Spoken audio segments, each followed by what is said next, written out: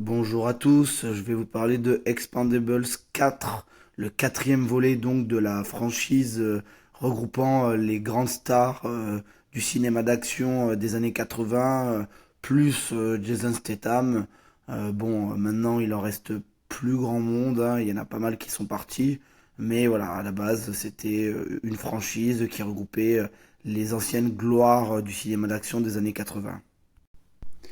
Bon, moi, Expandables, même si d'habitude je vais pas voir ce genre de film décérébré, c'était quand même plutôt une franchise que j'aimais bien, puisque quand c'était sorti à l'époque, ça regroupait tous les acteurs un peu phares des années 90. Il y avait aussi, bon, même des acteurs qui apparaissaient pas longtemps, mais il y avait eu Van Damme, il y avait eu Schwarzenegger, il y avait quand même Jet Li dans le casting principal, donc bon voilà, c'était quand même super bien filmé. À l'époque, il n'y avait pas John Wick et du coup, c'était quand même peut-être une des premières fois où on avait vraiment des scènes d'action vraiment brutales. Donc, il y avait un côté, c'était pas hyper bien écrit et tout, mais c'était quand même assez drôle. Et puis, du coup, il y avait quand même des scènes d'action, voilà, qui étaient quand même assez novatrices. Là, clairement, c'est vraiment une catastrophe ce film.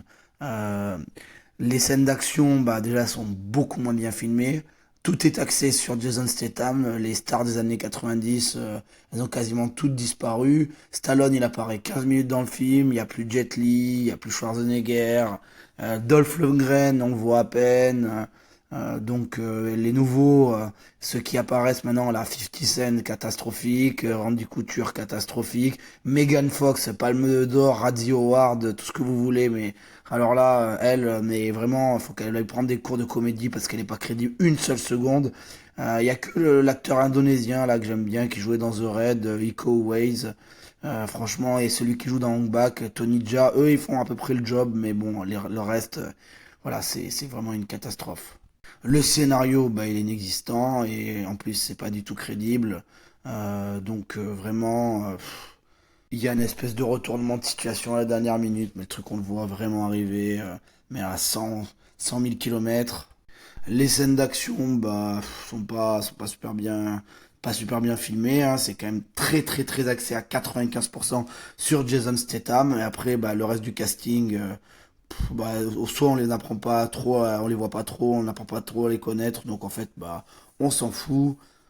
Le film, il essaie d'être drôle, mais alors franchement, c'est des vannes à deux balles, et voire même, c'est malaisant. Des fois, là, il y a une scène où il y a les deux filles qui essaient de regarder le sexe d'un homme, là. Moi, ouais, franchement, c'est à se cacher derrière, hein. Le facepalm, vraiment, là, il est de rigueur dans ce film, hein. Donc voilà, c'est un très mauvais film.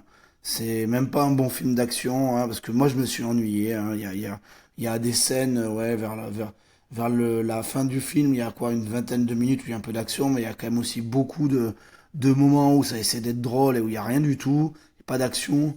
Donc même pour un film d'action, on s'ennuie. Donc ça vaut vraiment pas le coup. Voilà, donc moi je vous conseille de pas y aller et je mettrai la note de 4 sur 10 à ce film.